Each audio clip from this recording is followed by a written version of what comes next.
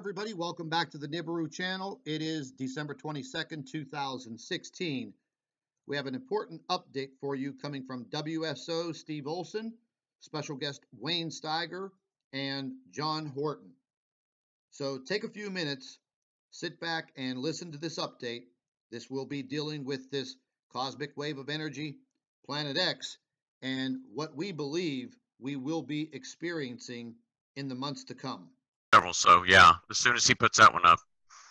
Okay, so hi everybody, this is Steve Olson from WSO. We feel it important to put up a special report tonight because a lot of factors have come together pretty suddenly that convince us that we need to keep an eye on what's going on right now. We have a special guest tonight, Wayne. I'll let you introduce John, and Wayne Steiger is here tonight. Hi, Wayne. Hi, Steve. How you doing? Good. Please introduce John for us.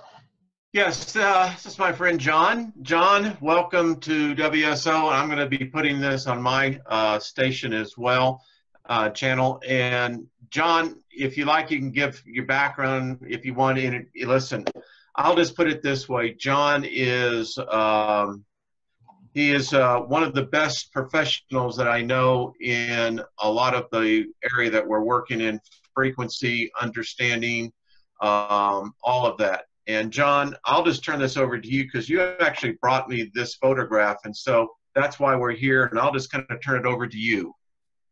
And John, we'll talk about your background later, but start with, what is the origin of this photograph that we're looking at here? Actually, BP Earthwatch put a video up, and this is a screen capture off of what he had put up earlier. And he put an alert out early in the morning, and he said that he didn't know what it was. And I looked at it, and I was looking at the position of it, and so then I went on to SkyLive, and I went into the charts, and lo and behold, I pretty much figured it would be Pan-Star 01, and Pan-Star 01 is pretty much right in that same position at that time when he put that video out. I went right in and checked it just as he had put it out. And Pan-Star 01's a comet, or at least that's what the charts say. That's what everything else says, is that it's a comet. I'm not really sure what it is. I'm not sure about a couple of them. There's Pan-Star 01, Longmore P77, Honda P45, and Pan-Star's B14. That's 5. Well, these are ones that I'm really watching. I'm really concerned about Honda. I think Honda is going to be a big problem for us by January for sure. February, it's going to be a real big problem. Do you know what the timestamp is on this photograph, and is it from SDO? Yeah, I believe it is, and I'm not sure what the timestamp was. I just remember waking up in the morning. I'll have to go back and look at my SkyLive chart to see what time it was on there, because I just woke up in the middle of the night and I saw my phone bleeping, and I turned it on and I saw this video, and I'm like, oh, I need to look at this. And so I just kind of quickly did a few screen captures, went in and checked it up this morning, and then kind of went back to sleep and forgot about it. Well, John, what I don't understand on this picture here is that for a comet, it just seems inordinately large, bright. That's just big. I mean, if I look at it to proportional to the sun, holy crap. Right. I mean, right. And so you have to understand this is so the evidence, the only thing supporting the comets is the positions. So I can check the positions in relation to what we're seeing. I can check the positions in relation to what we're seeing even on the weather cams and the strange anomalies there. And we can go in and we can look at the direction. We can look at the time of day. And we can see what bodies are actually moving around in space in that area at the time. Now, the one thing I have noticed that these things have in relation is that they're all coming out of Sagittarius. Oh my. Okay. So, you know, guys, look, they're either much larger, like I said, They're either much larger than what they say they are, or they're much closer than what they say they are, or they're both. Or there's something altogether different. And maybe, and this is my opinion is that this is a solar system, and that these are planetary bodies disguised as comets. Well, we've heard that before, because remember when Mike Brown was talking about Eris, and then that was under very spooky circumstances, in the sense that it was almost like he discovered something. They gave him credit on on Wikipedia for discovering this object, and I know that that's not true. I know that they've discovered that object before Mike Brown. Oh yeah. So there's a lot of funny business going on with these comets, and so I agree with you. I think there's funny business going on, and I'm looking at some of the recent Helio viewer. Let's see if I can get the newest here. I'm looking at Helio viewer Stereo A, and my gosh, guys, this is an interesting day. Well, I'm really concerned about Longmore P77. Well, let me. Yeah, P77 is the footage that I sent you, Wayne. Yeah. You know, where it kind of looks like a sundog. Yeah, yeah. And it absolutely is not. Look, when you're looking at these sundogs and you're only seeing red, yellow, and white, then you're not seeing a sundog. Tell you what, Steve, you want me? I'm going to pull that up. That's from Igor, right? Igor has one, and then I sent you a short clip video too of one as well. It's the same one. It's Longmore. It's just from different locations. Okay. All right. I'll see what I can do about pulling that up. Here, so, I'll get it on. Oh, go ahead, Wayne. What were you going to? No, go ahead. No, what I was going to do is I was going to run over to. Oh, let's see where Solar System Scope real quick, and that's what I was going to suggest. Yep. Let's take a look at Longmore real quick. And let's see here. Oh. Yeah, you're going to see that Longmore travels with the sun. You're also going to see that Pan-STAR 01 does as well. There's a few bodies there that are traveling there, but I'm just not sure of all of them. I think I'm counting 7, potentially 8, but I can only assure you of 4. Well, aren't there ancient writings about Venus, that Venus was the comet planet that came in through the solar system? And when I say recent time, within modern records, so if this is, John, it's either a lot of comets or we're in the middle of a huge debris field. I don't know what do you think is going on here when we talk about January, February possibility? Well, that's Honda, for sure. So Honda's going to pass. I believe Honda's going to pass with under an AU. And I think it's going to light us up the same way that Siding Springs lit up Mars.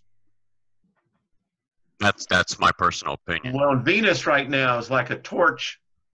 I keep on seeing on Facebook people taking a lot of pictures of it, not realizing it's Venus. I mean, the planet is just absolutely luminous. Well, that's because all right, first off, it's highly plasmatic. And when you're looking at Venus, you got to look at it, when you're looking at this plasma, kind of picture looking at it through water, okay? Like you're trying to look at light through water. Mm-hmm. Okay. And that's how plasma moves. It's the waves that you're seeing. And so it's the frequency, basically, that you're seeing within the plasma. And so it's highly active right now. And the reason it's highly active is because we have a solar system, I believe, coming in on us. I believe this is your source for your so-called cosmic wave and the whole 9 yards. You know, I've been following these a while, guys. You know, well, I've got Siding Spring located on here. Can you guys see my screen, by the way? Yes, we can. Okay, so I've got Siding Spring here. I've got Lovejoy here. I've got 67P here. As I zoom in, I've got what they call Enki here. I'm trying to find this lawnmower. 77P Lawnmower is right by the sun. You're not showing up. How interesting. They're not showing it on here. Yeah, and how fascinating. Now, if you speak to Igor, a few weeks back, he done an episode where he was checking the position of comets, and he was checking a light source, and it was one of the Pan stars, I believe. And we just couldn't match anything up. He couldn't get it to match up. I was even checking mine against his video, and I couldn't get anything to match up on mine either. And then he remembered that he had an old program that he hadn't updated yet. And he says, well, you know, let me check this. You know, just let me go in and check it. And gentlemen, the data had been changed in the update. Well, that doesn't surprise me. Because it matched up perfectly in the old data. Just an educated guess, how close would you think that this lawnmower is right now to the sun? Just no, it's kind of a wow, you know, it's kind of a perspective thing. You know, our perception or perception is going to be an issue here because, well, look, we're looking at it through video. We're looking at it through video. Right. What I can tell you is that as the sun and it get close together throughout the day, they start interacting. There's a certain time of the day, it's usually later in the afternoon, that you'll start seeing the light coming up off of lawnmower. Lawnmower really starts to show its light in the afternoon, as you'll see in those videos as well. All right, so just real quick, what I wanted to share with you guys was we got some also corroborating evidence that we may be looking at an object having electromagnetic interactions with the sun. And here is from, you know, this is your Australian all sky cam, and you can see that we have some very strange anomalies there. Interesting.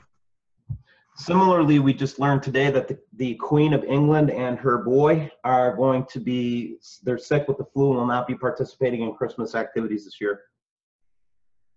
Do what? The Queen is going underground. Well, she did say last year, you know, enjoy your last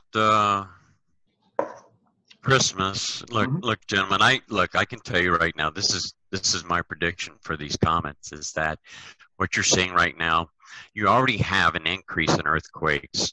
You have, I'm thinking like 18 to 20 already this month. So your increase is quite a bit. Now, Terrell Blackstar believes that you're getting this horseshoe effect coming back to the Solomon Islands or down there where the energy starts. It goes horseshoes out and then comes back in, reverberates, and we're going into what's called a calm period anyway, right, with the sun. Yep. And so that reverberation has to come back. You know, that pressure comes back, and so what it did, it come back to the source. The difference between what Terrell believes and what I believe is I believe that, you know, it's just not one body out there. I believe that we have several. I don't know if he believes there's several. I just learned of his he doesn't believe. We've talked about it in depth. I mean, I know Terrell. Okay. I've helped Terrell. Even, you know, we just helped Terrell. Okay. All right. Well, I don't know anything about, you know, what he believes outside of that black star, but I believe that you have more than one body. So where he thinks that we're going to have the calming period over this, I don't believe that. I believe that you're going to continue to get affected.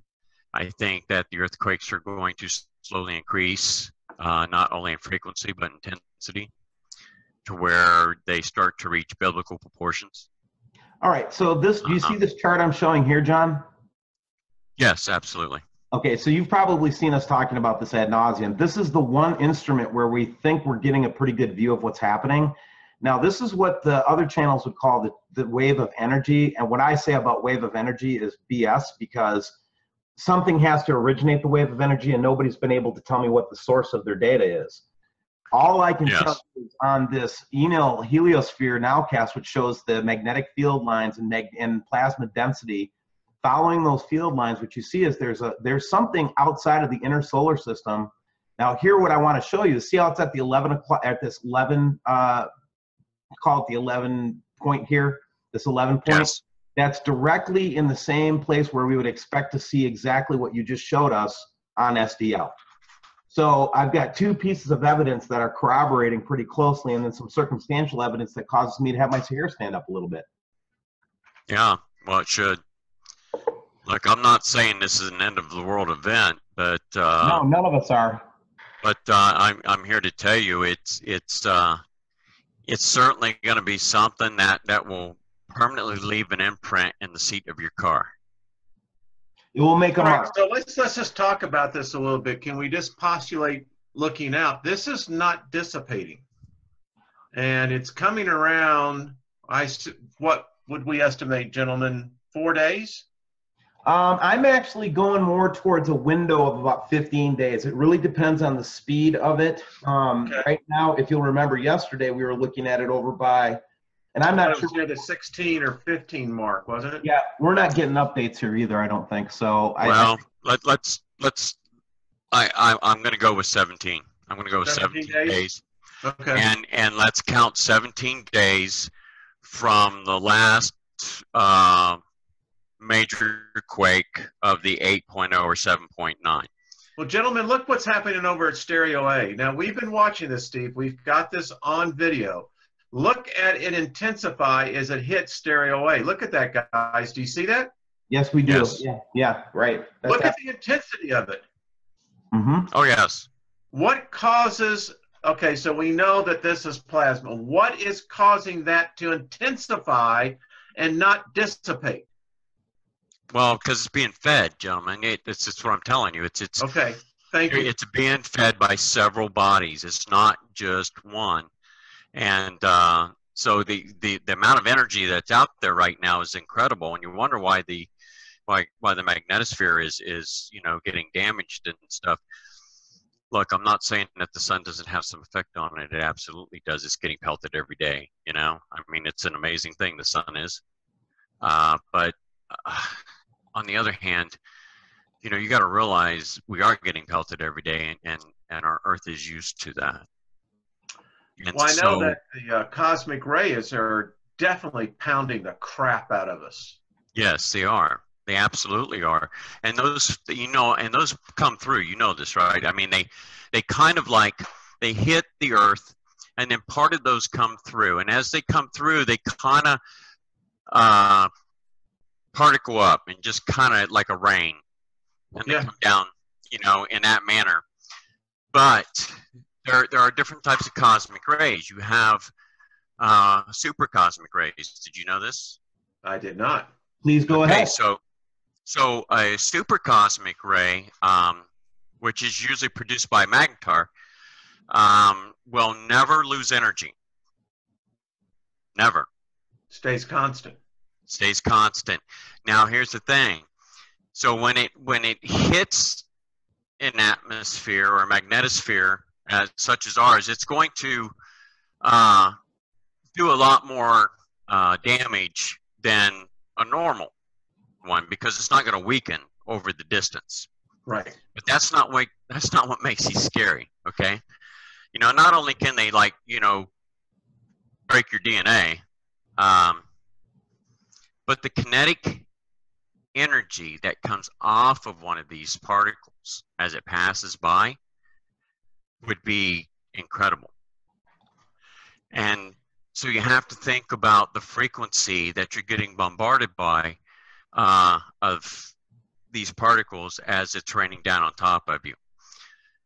And this is a constant new frequency that you're not accustomed to.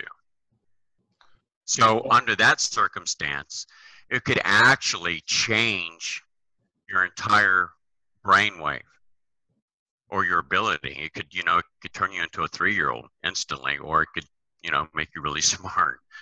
I mean, it could do a lot of things.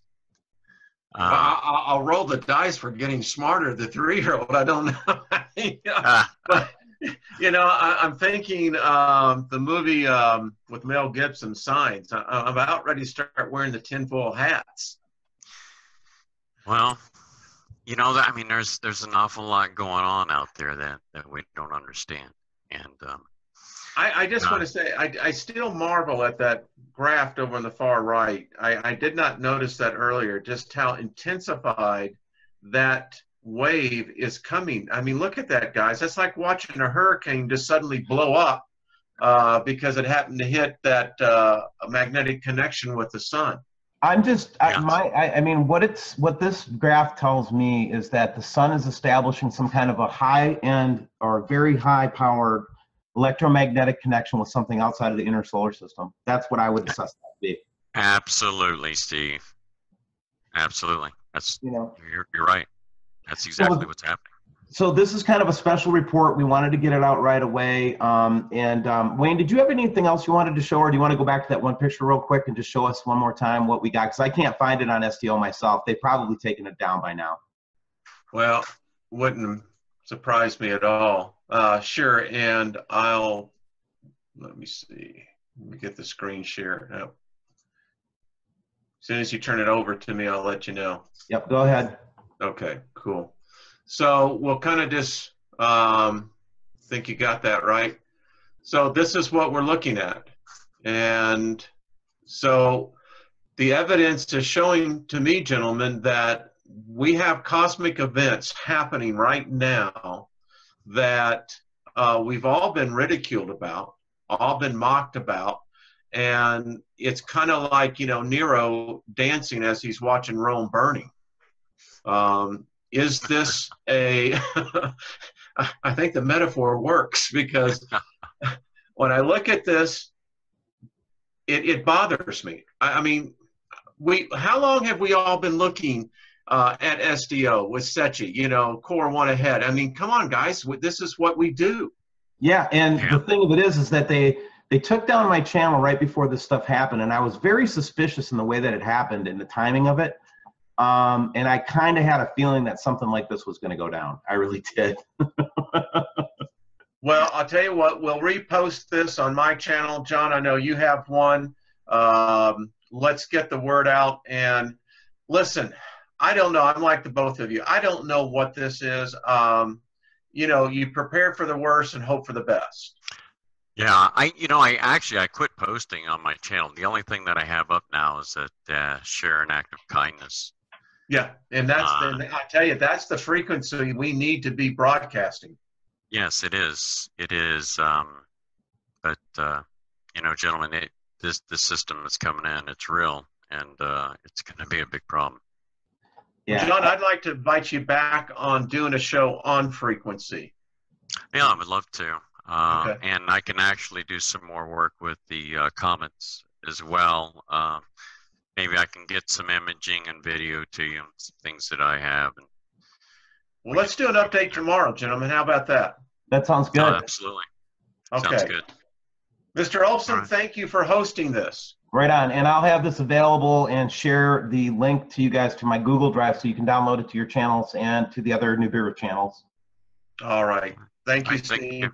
Thank you, John. Not a problem, guys. I'd like to thank all of our Nibiru watchers. You guys do a fantastic job. Would also like to thank you for your loyal subscribership. You can continue to email your photographs and your video to NibiruPlanetX2016@gmail.com. And don't forget to share our videos with your friends and family members on Facebook. And subscribe to the Nibiru channel for all of our current updates. And like I always say, keep an eye in the sky.